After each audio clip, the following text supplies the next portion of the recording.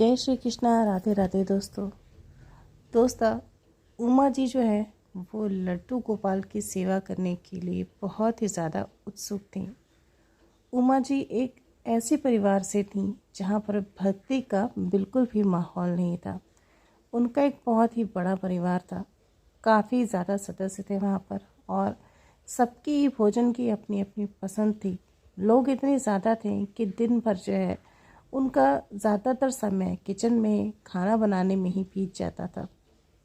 पूजा पाठ चाह कर भी ना तो वो कर पाती थी और ना ही उनके घर में पूजा पाठ को या भजन भक्ति को कोई भी बढ़ावा देता था, कोई भी सहयोग करता था। लेकिन उनका मन इतना निर्मल था कि हमेशा हृदय में एक भगवान से उनकी लगन लगी रहती थी कि मुझे ज़रूर भक्ति करना है, मुझे जो है लड्डू गोपाल की सेवा करनी है, किशोरी जी की सेवा करनी है। और शायद दोस्तों उनके इसी इच्छा की ही वजह से जो है उनके जीवन में भक्ति का उदय हुआ। दोस्तों भगवान कैसे किस तरह हमारे जीवन में अपनी कृपा बरसा दे ये हम नहीं जानते। शायद हमारी इतनी सामर्थ्य नहीं है कि हम जैसी उनकी सेवा होनी चाहिए वैसी सेवा कर पाएँ। लेकिन जब उनकी कृपा हम पर होती है तो वो खुद भक्तों से अपनी सेवा करा लेते हैं। दोस्तों भले ही हम में उनकी सेवा करने की सामर्थ्य हो या ना हो, लेकिन जब प्रभु की इच्छा होती है तो हमारी जीवन शैली धीरे धीरे बदलने लगती है। हम में भक्ति करने की इच्छा जागृत होती है और हमारे अंदर सामर्थ्य भी आ जाती है। लेकिन दोस्तों बहुत सारे लोग ऐसा कहते हैं कि लड्डू गोपाल की सेवा में बहुत सारे आडंबर होते हैं, बहुत सारे नियम होते हैं और लड्डू गोपाल का विग्रह उन्हीं भक्तों को घर लाना चाहिए जो साफ़ सफाई से अच्छी तरह से जो है उनकी सेवा कर पाए। अन्यथा इधर उधर की बातें सुनकर गलत तरीके से सेवा करने से जो है दोस्तों गलत फल मिलता है, कुछ अनिष्ट होता है। बस यही सोचकर बहुत सारे ऐसे भक्त हैं, ऐसे लोग हैं जो लड्डू गोपाल की सेवा करना चाहते हैं लेकिन फिर भी जो है वो लाते नहीं हैं। दोस्तों आज जिस भक्त की मैं आपको सत्य घटना सुनाने जा रही हूँ उनके साथ कुछ ऐसा ही हुआ। उमा जी बहुत ज़्यादा इच्छुक थी लड्डू गोपाल को अपना बेटा मानकर उनकी सेवा करने की, लड्डू गोपाल को अपने घर लाने की। लेकिन जैसे ही उनके घर में लड्डू गोपाल का आगमन हुआ उनके घर में जैसे भूचाल सा आ गया। उन्हें लगा और घर के सभी सदस्यों को लगा कि सारी जो बुरी घटनाएं हैं वो लड्डू गोपाल के आने की वजह से हो रही हैं। दोस्तों उमा जी जो है वो लड्डू गोपाल को अपने घर ले आती हैं उनकी सेवा करने के लिए। हालांकि उनके पास समय बहुत ही कम रहता था और सबसे बड़ी समस्या तो ये थी कि उनके घर में हर रोज़ लहसुन प्याज का खाना बनता था। हर रोज़ जो है वहाँ पर लोग नॉनवेज खाया करते थे और भक्ति कीर्तन भजन का वहाँ पर कोई भी माहौल नहीं था। लेकिन शायद किसी जन्म की भक्ति भजन था, भगवान के प्रति प्रेम था उमा जी के मन में कि इस जन्म में उनके मन में जो है लड्डू गोपाल की सेवा करने की इच्छा जागृत हुई और वो अपने घर में लड्डू गोपाल को लेकर आ गई। दोस्तों जब लड्डू गोपाल घर में आए तो उनकी प्राण प्रतिष्ठा आदि जो है उमा जी ने एक संत से एक पंडित से कराई। फिर उसके बाद जो है वो हर रोज़ उनकी सेवा करने लग गई। लेकिन उन्हें इस बात की जानकारी तो थी कि लड्डू गोपाल को लहसुन प्याज के खाने का भोग नहीं लगता और जब भी वो चाहती थी कि उनके लिए बिना लहसुन का बिना प्याज का भोजन रसोई में तैयार करूं, हर रोज़ कुछ ऐसा उनके घर में ऐसी समस्या उत्पन्न हो जाती थी, कुछ ऐसे झगड़े होने लगते थे जिसकी वजह से वो बिना प्याज का खाना बना ही नहीं पाती थी। दोस्तों एक दिन जो है उमा जी बताती हैं कि एकादशी का दिन था और उनका उपवास था, तो वो लड्डू गोपाल के लिए जो है भोग तैयार करना चाहती थी लेकिन किचन में साफ़ सफाई बिल्कुल नहीं थी।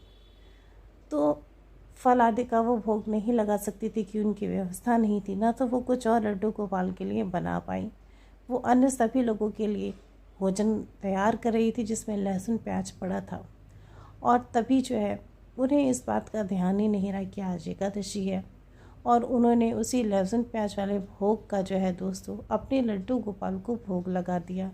भोग लगाने के बाद उनकी सेवा कर दी और दोस्तों जब शाम हुई, जब उनकी पूजा करने का समय हुआ एकादशी का, तब उन्हें ध्यान आया कि अरे आज एकादशी थी और आज भी मैंने लहसुन वाले भोग का जो है लड्डू गोपाल को भोग लगा दिया, उन्हें खिला दिया। मैंने महापाप किया है और इसका फल मुझे मिलेगा, मैं भक्ति के और भजन के लायक ही नहीं हूँ। दोस्तों उस दिन जो है उमा जी को इतनी ग्लानि हुई, इतनी निराशा हुई कि उन्होंने लड्डू गोपाल की प्रतिमा को जो है अपने पूजा स्थल से हटा कर जो है एक पेपर में लपेट कर अच्छी तरह से पैक कर दिया, जैसे कि उन्हें वो बाज़ार से लेकर आई थी। पैक करके जो है अपने कमरे की एक बक्से में रख दिया कि अब मैं इनकी सेवा की अधिकारी नहीं हूँ, मुझसे बहुत बड़ा पाप हुआ है क्योंकि मैंने लहसुन का खाना लड्डू गोपाल को भोग लगाया है। लड्डू गोपाल अब हमेशा के लिए जो है वो रख दिए गए थे, उनके घर में बक्से में रख दिए गए थे, क्योंकि उनकी सेवा अब वो नहीं करना चाहती थी। और उसका कारण सिर्फ ये था कि उन्होंने बिल्कुल गंदे भोजन का, यानी कि लहसुन प्याज वाले भोजन का जो है अपने लड्डू गोपाल को भोग लगा दिया था। तो अब जो है लड्डू गोपाल उनके मंदिर से हट गए थे। बाकी से भी देवी देवता थे और वो सबकी पूजा करती थी। लड्डू गोपाल की न तो अब वो सेवा करती थी और ना ही जो है उन्हें कभी स्मरण करती थी, क्योंकि जब भी वो लड्डू गोपाल को याद करती थी उन्हें अपनी गलती का एहसास होता था कि मैंने कितना बड़ा पाप किया है, मैंने प्याज वाला भोजन लड्डू गोपाल को भोग खिलाया, मैं बहुत बड़ी पापी हूँ। इसलिए दोस्तों अब वो उस चीज़ को याद नहीं करना चाहती थी और हर रोज़ किसी ऐसी वो अपने सगे संबंधी को ढूंढ रही थी जिन्हें वो लड्डू गोपाल की सेवा दे सके, जो व्यक्ति अच्छे से बाल गोपाल की सेवा साफ सफाई से कर पाए। वो किसी ऐसे ही इंसान को ढूंढ रही थी, लेकिन उन्हें कोई भी नहीं मिल रहा था। उन्होंने ये सोच रखा था कि अगर मुझे ऐसा कोई व्यक्ति नहीं मिलता है तो लड्डू गोपाल के विग्रह को जो मैं मंदिर पर दे आऊँगी, जहाँ पर अच्छी तरह से उनकी सेवा होगी। तो दोस्तों अभी वो ये बात सोच ही रही थी, तभी अचानक से उनके साथ एक बड़ी अप्रिय घटना घट जाती है।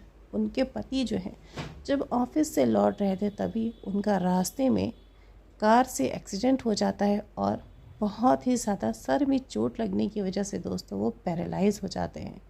महीनों तक उनके पति हॉस्पिटल में एडमिट रहते हैं, उनके सर का ऑपरेशन भी होता है। लेकिन दोस्तों इतनी सेवा और इतनी इलाज करने के बाद भी जो है डॉक्टर उन्हें जवाब दे देते हैं कि अब ये ऐसे ही रहेंगे, आप इन्हें घर ले जाइए, इनकी स्थिति में सुधार होना अब बिल्कुल भी संभव नहीं है। और दोस्तों ये बात सुन के जो है उमा के पैरों तले ज़मीन खिसक गई।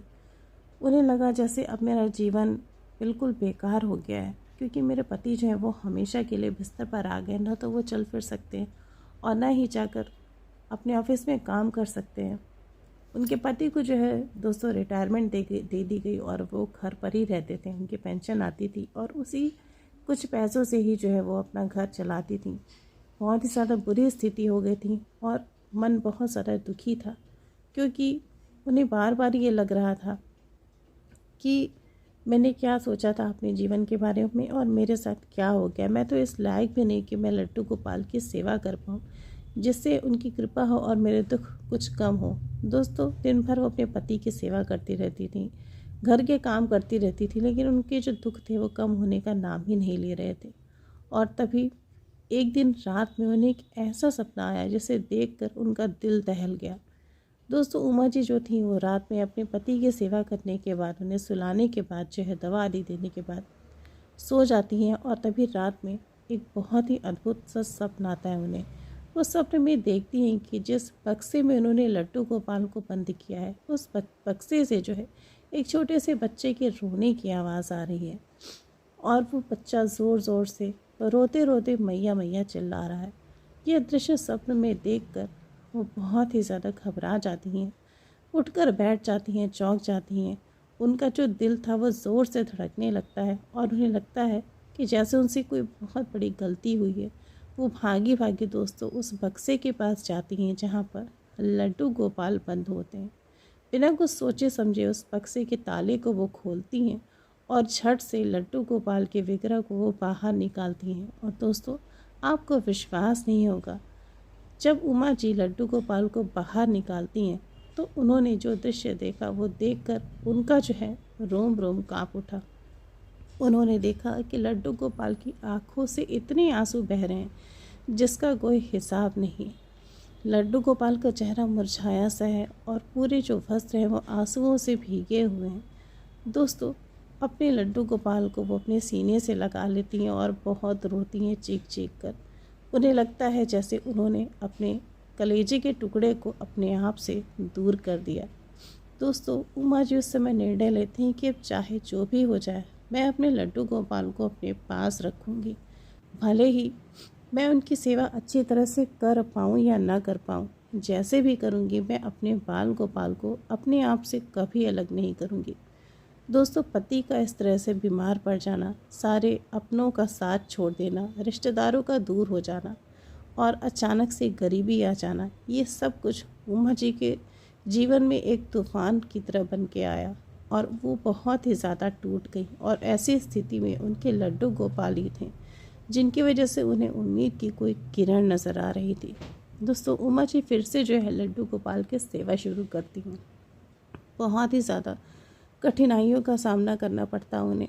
उनके पास पैसा भी नहीं होता, किसी चीज़ की व्यवस्था नहीं होती। बस एक चीज़ वो ठान लेती हैं कि जो भी मैं खाऊंगी वो सबसे पहले अपने लाला को भोग लगाऊंगी और उसके बाद ही मैं खाऊंगी। जो भी मेरे पास थोड़े बहुत पैसे होंगे, सबसे पहले मैं अपने लाला के लिए वस्त्र खरीदूंगी और फिर अपने लिए कोई व्यवस्था करूंगी। बस इसी भावना से वो लड्डू गोपाल की फिर से सेवा शुरू करती हैं।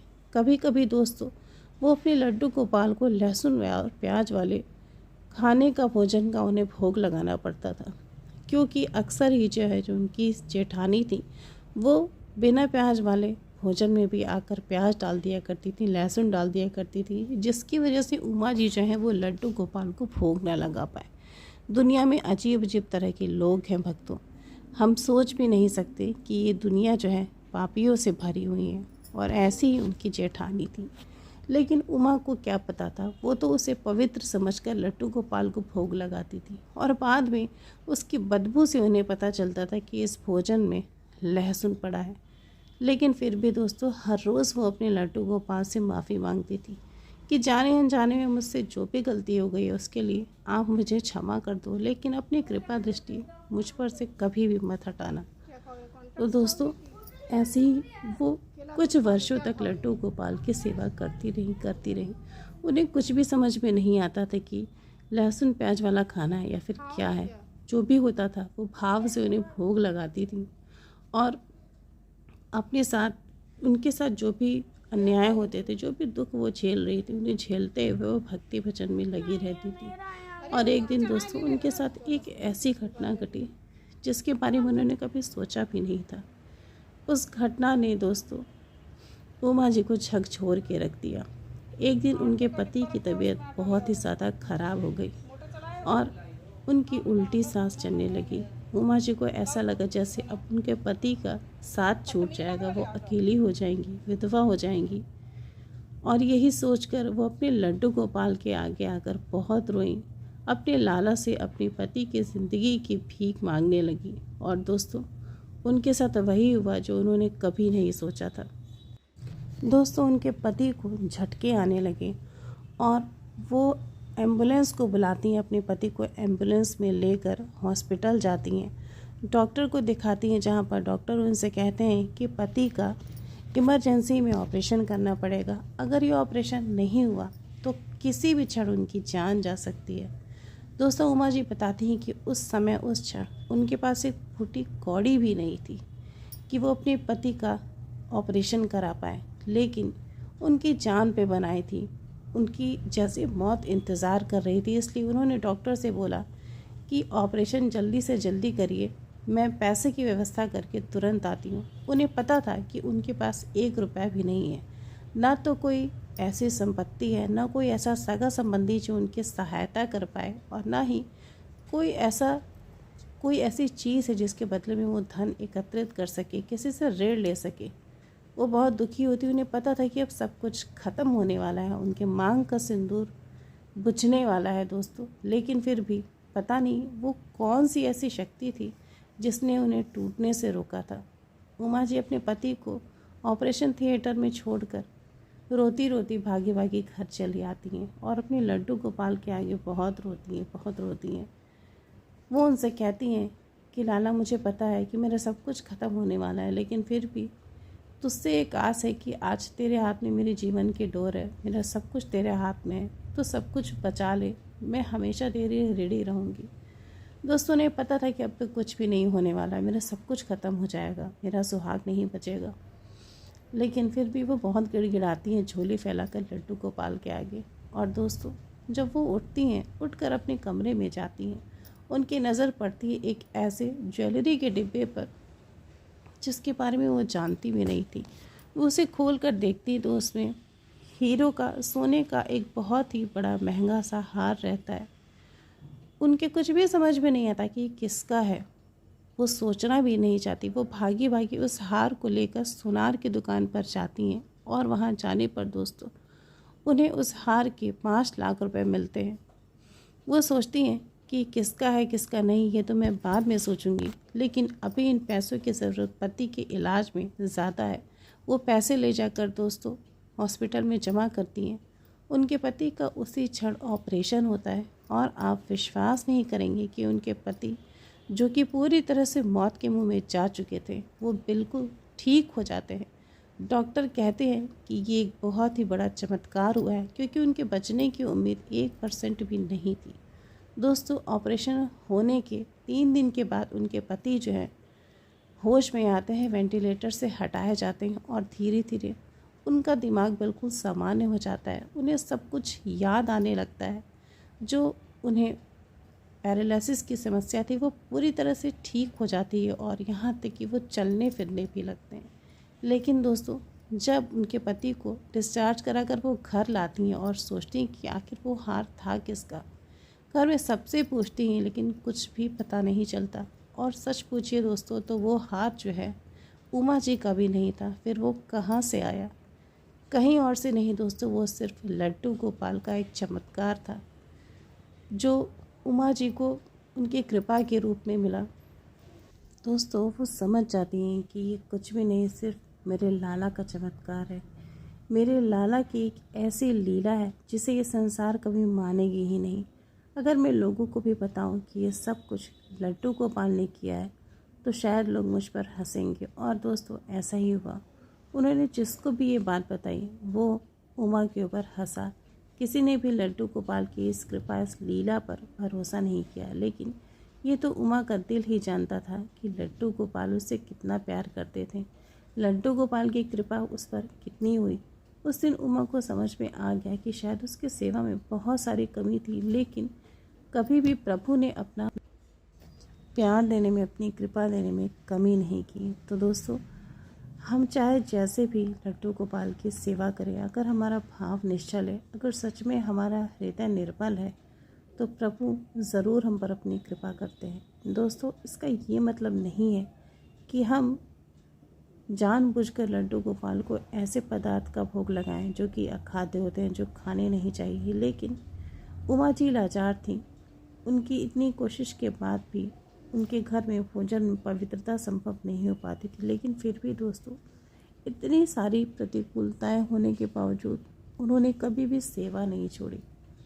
उन्होंने कभी भी भगवान पर भरोसा करना नहीं छोड़ा।